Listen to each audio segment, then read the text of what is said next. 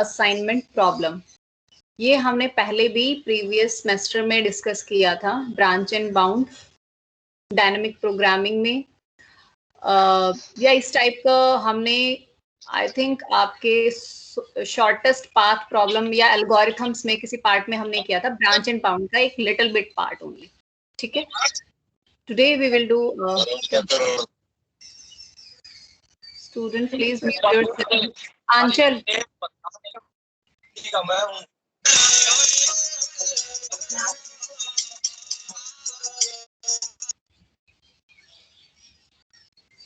yes beta please mute yourself. okay so this is the problem. इस problem में actually होता क्या है, there is n number of persons and n number of jobs and we have to assign each person one job, and the job is assigned by to a one person. We cannot assign same job to the other person. Okay, and it will be done with the help of the backtracking algorithm. Okay, first go through just basics thing. What is branch and bound? Branch and bound is an algorithm design paradigm which is generally used for solving combinational optimal problem.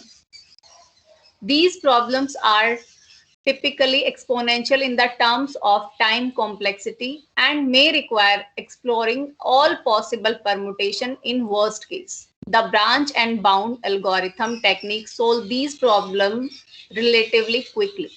अब branch and bound उसमें क्या करता है, बहुत सारी ऐसी हमारे पास problems आती हैं जो एक बंच के रूप में आती हैं, and that can B exponentially उनके हमारे पास सॉल्यूशंस हो सकते हैं, बट उसका हमें ऑप्टिमल सॉल्यूशन निकालना, ऑप्टिमल सॉल्यूशन निकालने में हम ब्रांच एंड बाउंड एल्गोरिथम्स का यूज करते हैं to solve quickly for those problems.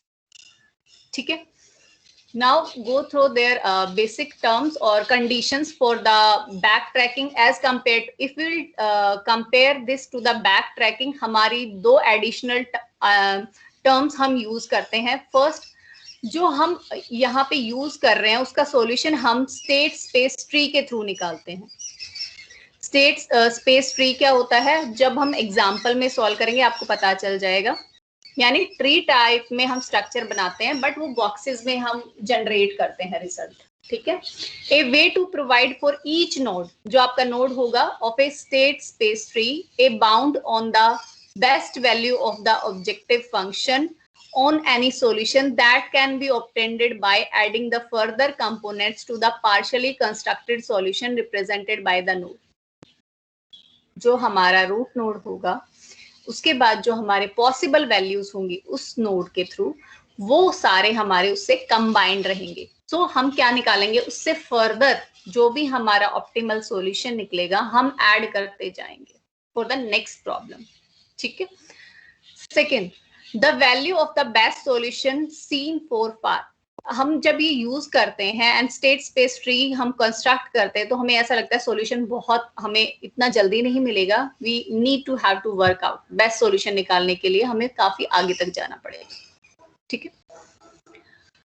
अब these are the three terms reasons we are using the state space tree for the branch and bound algorithm. हम branch and bound algorithm में ये तीन reasons हमारे mainly हम algorithms में use करते हैं. First, the value of the node bound is not better than the value of the best solution seen also far. Second, the node represents no feasible solution because the constraint of the problems are already violated.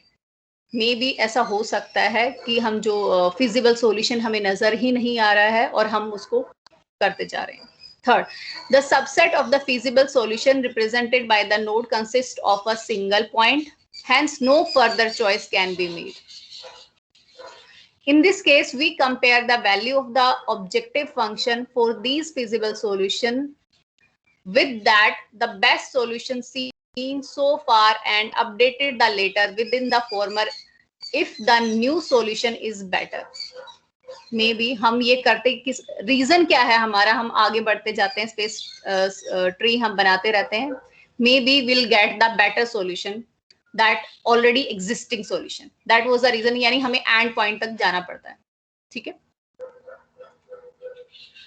अब हम आते हैं. I am sharing the entire screen with all of you to do the same, to solve that question. Definitions you go through already, और हम वहां पे read भी कर लेंगे. So this is the example I am taking on MS Paint. Now I am sharing the entire screen. Camera will be off at that time.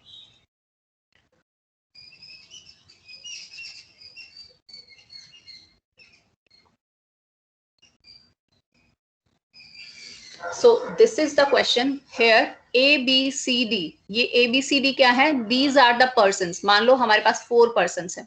And job 1, 2, 3, 4. These 4 jobs we have to provide. Now, according to the definition, what the definition says, in this problem, these are n workers and jobs. इसमें क्या होगा? आपके n workers होंगे and n jobs होंगे. इस example में हमारे पास 4 worker हैं and 4 jobs हैं. The assignment problem बोल रहे हैं ना, the assignment should be done in such a way that every worker has exactly one job, and this is a cost assigned to each job. अब हर एक job की coast assign है. जैसे job first के लिए असाइन है 9, 6, 5 and 7. Cost is already defined. So हमें क्या कंसीडर करना है? Consider these 4 works corresponding in such a way that कि हमारी जो एवरी वर्कर है, he choose a one job with the minimum cost from the list of unassigned job. Unassigned का word किस लिए यूज कर रहे हैं हम? Because if it is already assigned to a one person or one worker, we cannot assign same job to another person. So that should be minimum cost from the list of unassigned job. ठीक है, this approach we will follow in the branch and bound. We will generate a state space tree. ठीक है, हमारा solution जो हम निकालते हैं इसमें फर्स्ट हम कैलकुलेट करते हैं लोअर बाउंड. ठीक है, मैं उसको नाम देती हूँ LB से.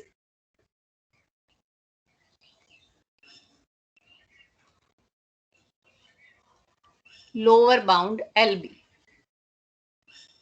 ठीक है, अब हम LB कैसे निकालते हैं? What we are doing in the LB, will calculate each and every row from that given job. जो हमने ये जॉब दिए हुए हैं, हम हर एक रो को कंसीडर करेंगे, सबसे मिनिमम कॉस्ट लेंगे एंड उसको हम प्लस करेंगे. लोअर बाउंड का इसमें रीजन क्या है लेने का? लोअर बाउंड के through we will get to know कि जो भी हम जॉब असाइन कर रहे हैं वो उससे लेस देन होनी चाहिए, ग्रेटर देन नहीं हो सकती है. ठीक है, that's why its name is as lower bound. So इसमें चेक करो लोअर बाउंड क्या होगा. In this row there is 2 is minimum cost. In the next line 3 is minimum. In the next line or next row 1 is minimum.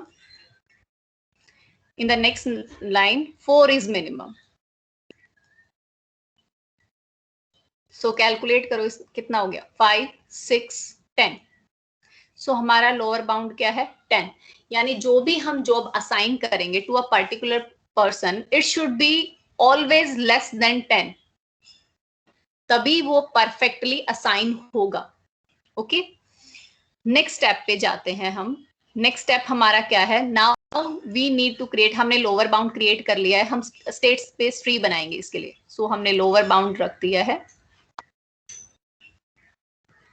LB,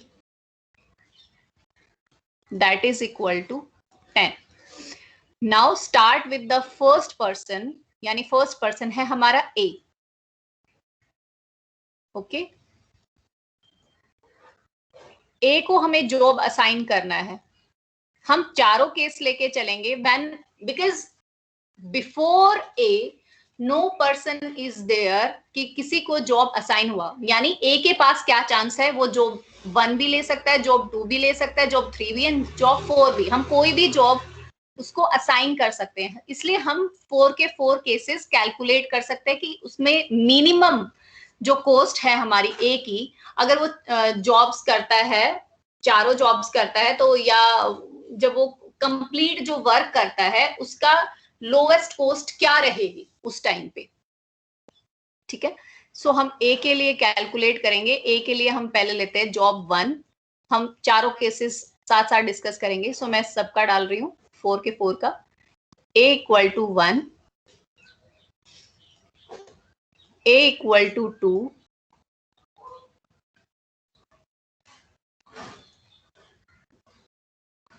A equal to 3 and A equal to 4.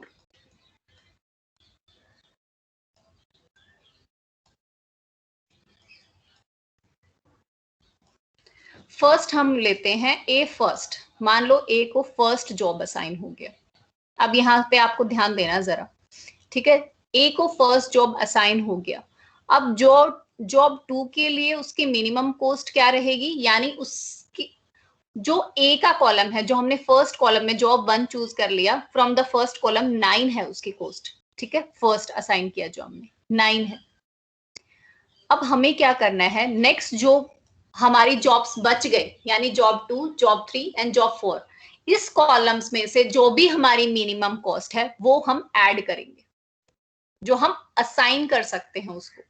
Because job A के लिए ये assign हो चुका है तो ये cut हो जाएगा, ठीक है, because 9 is already taken in this case, ठीक है। सो नेक्स्ट भी देखो, पूरे इस कॉलम सॉरी इस रो में एंड इस कॉलम में कितना आपका मिनिमम है।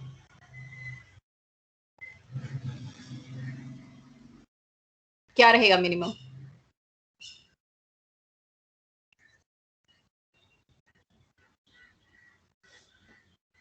ये हमारा ए हमने असाइन कर दिया। बेटा साथ साथ बोलो ना, यू कैन स्पीक अप, आपको थोड़ा सा समझ में आए साथ के साथ। अब ये हम कट कर देंगे इन दिस केस, ठीक है। ये असाइन हो गया है हमारा, ये ए के लिए फर्स्ट जॉब था, ये वैसे ही कट जाएगा, ठीक है। अब इसमें मिनिमम क्या है? 4। नेक्स्ट में मिनिमम क्या है आपका? 1। उससे नेक्स्ट में मिनिमम क्या है? अगेन 4।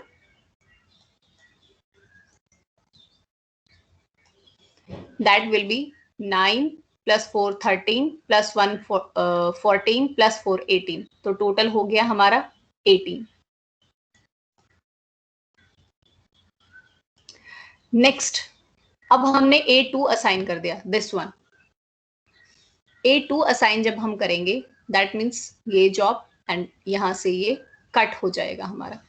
अब B के लिए मिनिमम देखो, अब 2 तो हमारा ऑलरेडी हो गया है असाइन, ठीक है। A के लिए जब हमने सेकेंड जॉब असाइन किया, which one is left for the minimum cost? First row में से 5, फर्स्ट रो में से 5 ही रहेगा। सेकेंड ऑलरेडी हो, हम नहीं ले रहे बिकॉज 2 हो चुका है। थर्ड में से 1, राइट, 1 है, एंड लास्ट में से 4 प्लस 4, टोटल कितना हो गया? 5 प्लस 2 7 8 9 10 11 और 12, टोटल हो गया हमारा 12। नाउ A3 ये जॉब है, यानी 7 तो हमारा हो ही जाएगा, एंड इसको रो को और कट करो। सो 7 फर्स्ट रो में से देखो, अब फर्स्ट रो में से कौन सा मिनिमम है? 5 मिनिमम है। सेकेंड रो में से 4 मिनिमम है। थर्ड रो में से हमें लेना नहीं है, इट इज ऑलरेडी टेकन, 7 हमने ले लिया है। लास्ट हमारा फोर्थ रो में से क्या है? 4 मिनिमम है। टोटल कितना हो जाएगा? 12 और 8 20 हो गया ना बेटा? If I am writing calculation correct नहीं लग रही तो मुझे बता देना। आई थिंक तो 20, हाँ करेक्ट है। नेक्स्ट है, अब हम ले रहे हैं A4, फोर्थ जॉब क्या है? 8 तो फर्स्ट ही है हमारा। अब कॉलम एंड रो कट करो, अब इसमें से कंसीडर करो कौन सा मिनिमम है। फर्स्ट रो में से फर्स्ट कॉलम में से 5, सेकेंड कॉलम से इसमें से 4, थर्ड में से 1 ही है मिनिमम, ठीक है। सो टोटल हमारा कितना हो गया? 13, 17 और 18, टोटल हो गया हमारा 18। ओके, यानी अब सबसे मिनिमम कॉस्ट हमारी क्या निकली? दिस वन, A2, यानी हम ए को कौन सी जॉब असाइन कर सकते हैं? Second, that's why it is written as green. तो हमने ए को सेकंड जॉब असाइन कर दिया। अब हम यहां से आगे स्पेस ट्री बनाएंगे, बिकॉज ए को हम असाइन कर चुके हैं सेकंड जॉब। अब हम कैलकुलेट करेंगे बी के लिए। बी के लिए हम कौन सी कैलकुलेट कर सकते हैं? बी के लिए कौन से पॉसिबल सॉल्यूशंस हैं हमारे पास जॉब असाइन करने के लिए? बी को हम फर्स्ट जॉब दे सकते हैं, सेकंड तो ऑलरेडी असाइन हो गया, यानी B1,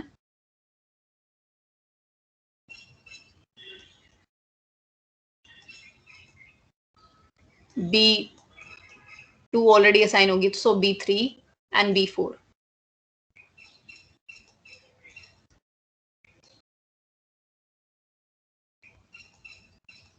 सेम करेंगे हम वही कैलकुलेशन B4 के लिए। बी फर्स्ट के लिए देखो, बी फर्स्ट हमारा क्या है? वैल्यू कितनी है? 6 बी के लिए। तो फर्स्ट वैल्यू तो हो गई हमारी 6। सेकंड के लिए असाइन करो, यानी this one and this one, ये कट हो जाएगी। ठीक है, 2, 8 एंड 6 रहता है हमारा, यानी 2 इज मिनिमम। नेक्स्ट बी के लिए इस कॉलम में से 1 एंड लास्ट कॉलम में से डेफिनेटली 4। ठीक है, सो B2 असाइन हो चुकी है। B3 में से हम देखेंगे। अब B3 के लिए फर्स्ट वैल्यू क्या है? 3 हमारी। 3 तो हमारी डिफाइंड हो गई। Then this one and this one will be blocked. 9, 5, 7, first में से आ गया 5। सेकंड में से 2, 8 and 6, so 2 will be taken. Last में से 4, बिकॉज 4 इज सबसे स्मॉल है। देन टोटल कितना हो गया? यहाँ पे भी हमने कैलकुलेट नहीं किया। 8, 9 और 3, 12, इसके लिए हो गया टोटल 8, 9, 10 और ये 14। B4 के लिए कैलकुलेट कर लेते हैं। B4 के लिए हमारा क्या है? 7, तो हमारा डिफाइन हो गया। फर्स्ट रो में से 5, फर्स्ट कॉलम से 5, सेकंड कॉलम से 2, थर्ड से 1, सो कितना हो गया? 5, 7, 12, 13, 14 एंड 15। सो हम सबसे मिनिमम कॉस्ट हमारी कौन सी आई? फर्स्ट की। सो सेकंड के लिए कौन सी असाइन हो जाएगी? बी को असाइन हो जाएगी जॉब 1, यानी जॉब 1 भी डन हो गई, जॉब 2 भी डन हो गई। अब हम नेक्स्ट करेंगे जॉब 3 के लिए। अब हम स्टेट स्पेस ट्री जो बनाएंगे इसके बिहाफ में बनाएंगे। एक तरीके आई एम राइटिंग हियर, सो ये डाउन राइट करना आपको। ठीक है, नेक्स्ट हम करते हैं। अब सी के लिए कौन सी जॉब असाइन हो सकती है? C इज इक्वल टू 3 और या C इज इक्वल टू 4, दोनों जॉब यही असाइन कर सकते हैं। अब कैलकुलेशन करो। C3 के लिए कैलकुलेशन करते हैं हम। C3 के लिए हमारी मिनिमम क्या है? पहले 1, ये तो हो गया डिफाइन। 1 प्लस, अब फर्स्ट कॉलम में देखो मिनिमम क्या रहेगा C के लिए? 6, 9 और 7 में से स्मॉलेस्ट कौन सा है? 6। सेकेंड कॉलम में चेक कर, 2, 8 एंड 6 में से minimum 2।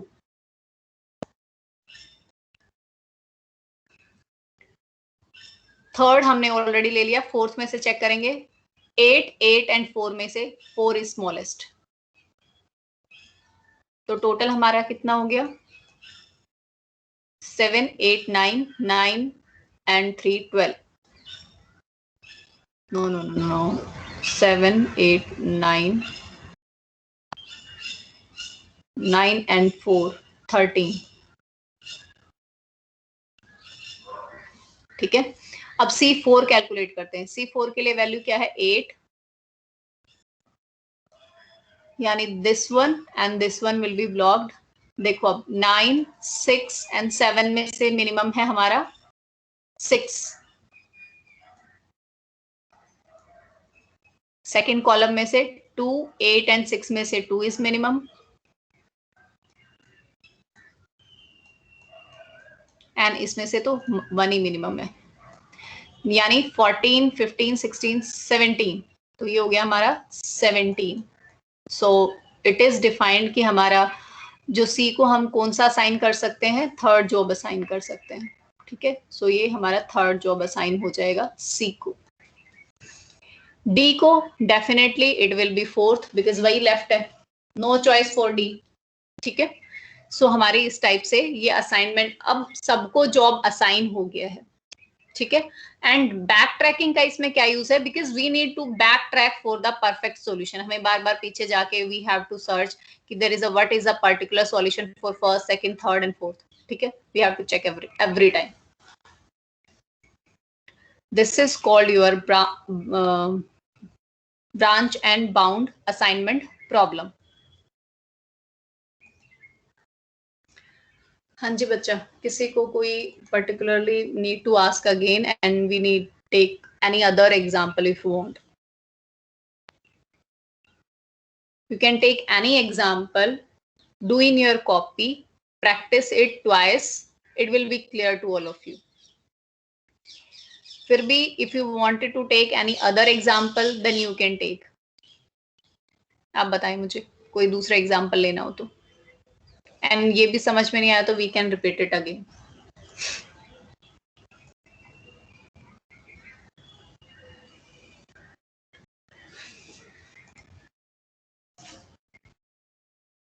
Yes students, anybody having any query? बच्चा समझ आया? How will assign the jobs to a particular person?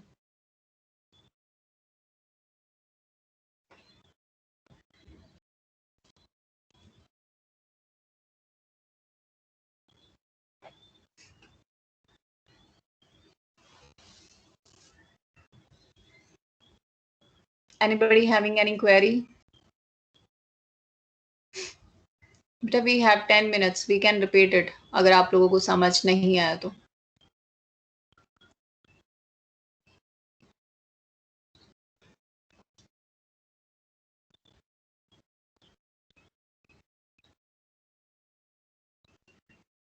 No one having any query? किसी की कोई क्वेरी नहीं है बच्चा?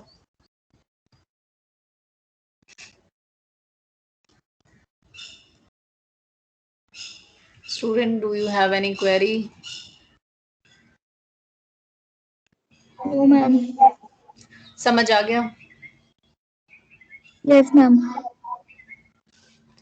ठीक है बेटा, next time we will take knapsack problem in the next time. थोड़ा रीड करके आना उसको.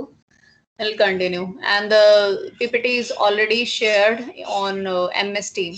ठीक है, ग्रुप में मैं I'll share today's PPT and tomorrow PPT too.